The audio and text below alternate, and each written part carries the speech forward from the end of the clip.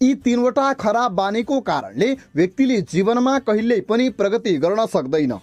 यदि व्यक्तिले यी तीनवटा खराब बानीलाई सुधार्दैन भने व्यक्तिले जीवनमा प्रगति गर्न सक्दैन, व्यक्ति धनी बन्न सक्दैन। जानौ के हुन् त ती तीनवटा खराब बानीहरू जसले हामीलाई धनी बन्नबाट रोकिरहेका हुन्छन्, जसले हामीलाई प्रगति गर्नबाट रोकिरहेका हुन्छन्।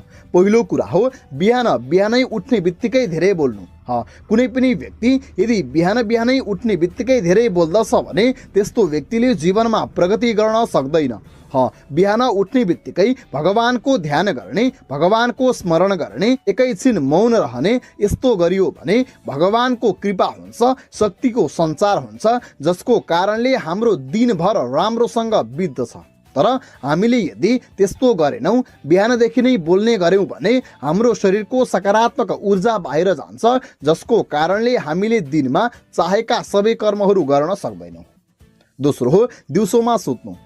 आराम गर्नु त राम्रो कुरा हो, तर दिउँसोमा सुत्नु चाहिँ राम्रो कुरा होइन। यदि हामी दिउँसोमा सुत्दछौँ भने पनि हामी धनी बन्न सक्दैनौँ, हामीले प्रगति गर्न सक्दैनौँ।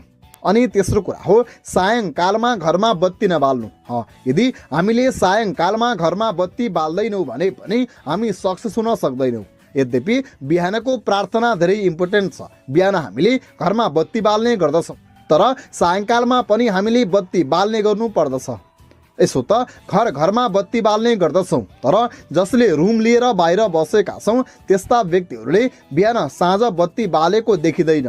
हामीले त्यो पनि बानी सुधार्नु पर्छ। यसरी हामीले बिहान, दिउँसो र साँझका यी तीनवटा बानीलाई सुधार्यौँ भने अवश्य पनि धनी बन्न सक्दछौँ। आजको लागि भने यति नै। यस्तै अमेजिङ भिडियोजहरू हेर्नको लागि च्यानललाई सब्स्क्राइब गरेर बेल आइकन दबाउनुहोला।